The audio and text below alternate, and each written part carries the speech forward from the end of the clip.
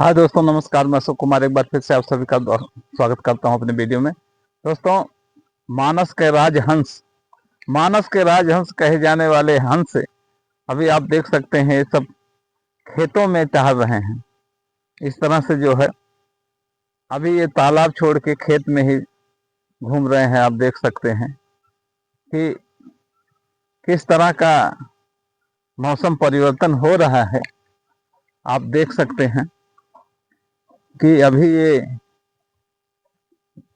तालाब छोड़ के अभी ये खेतों में विचरण कर रहे हैं, और वो भी ऐसे खेत में कि जहाँ पे मतलब कुछ भी नहीं है। आप देख सकते हैं कितने अच्छे ढंग से ये अपना विचरण कर रहे हैं। दोस्तों, मेरा दिखाने का उद्देश्य यही है। अब देखिए, ये उड़ रहे हैं। देखिए, उड़ान भर लिए। इनको डाउट लग गया कि आदमी कुछ कर रहा है। दोस्तों, मेरा ये दिखाने का उद्देश्य यही है कि इंसान की तरह जानवर भी बदल जा रहे हैं, पशु पक्षी सब बदलते चले जा रहे हैं। कारण यही है ना कि वक्त बदलता रहता है। अभी कल तक बूंदाबांदी इस तरह हो रही थी, मौसम इतना खराब था, लेकिन आज जो है मौसम ने राहत ली है। और आप देख सकते हैं कि हमारी फसलें किस तरह से लहलहा रही हैं। और मेरा दिखाने का उद्देश्य यही है दोस्तों कि मौसम अगर समय के साथ अनुकूल नहीं रहा तो खेती किसानी से जुड़े लोगों के लिए बहुत बड़ी समस्याओं का सामना करना पड़ता है। दोस्तों, मैं आज अपने खेत में आया हूं और आप देख सकते हैं चारों तरफ से फसल ही फसलें हैं। और मैं खेती किसानी का वीडियो इसलिए बनाता हूं दोस्तों, मैं गांव में रहता हूं और खेती किसानी से मुझे बहुत लगाव है। तो आप देख सकते हैं, और ये खेतों की हरी भरी जो छटाएं हैं ये अपने आप में बहुत ही प्रभाव डालती हैं।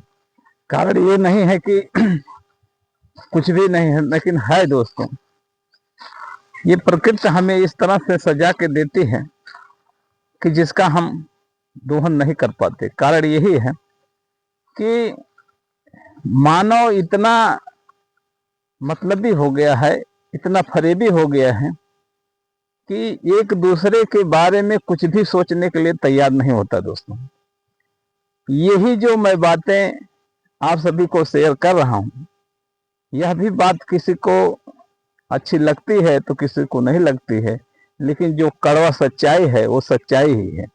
दोस्तों, इस बदलते हुए जनरेशन के, बदलते हुए मौसम की ये जो सारी परेशानियां हैं आप समझ सकते हैं और जान सकते हैं।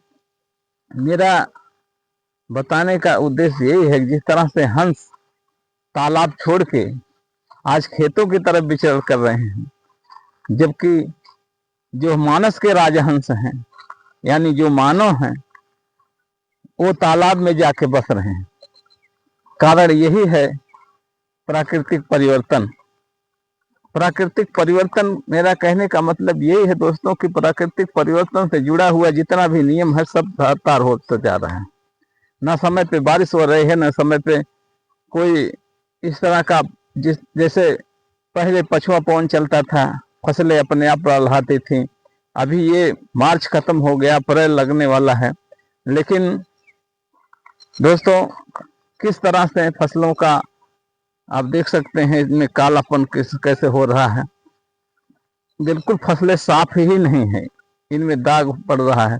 ये सीधा मौसम का प्रभाव है। दोस्तों, हम इंसान होते हुए भी नहीं समझ पाते कि जो प्रकृति ने बनाया है नियम, हम उसका पालन नहीं कर रहे।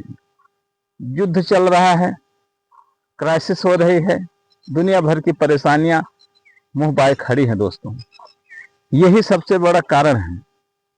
और परेशानियों का कारण यही है कि हमारे अंदर सब्र नाम की कोई चीज नहीं है। दोस्तों, तो मैं यही कहना चाहूंगा अपने आज की जनरेशन से कि जो चीजें हमारे अंदर में है वो तो है ही, लेकिन जो नहीं है हमारे अंदर में वो किस तरह से हम उसको कब्जे में करके इस तरह से परेशान है कि आज मौसम भी हमारा साथ देने के लिए तैयार नहीं है। दोस्तों, तो प्रकृति का जो नियम है उस नियम का हम पालन नहीं कर पा रहे हैं, जिसके वजह से सारी परेशानियों का सामना हमें करना पड़ रहा है।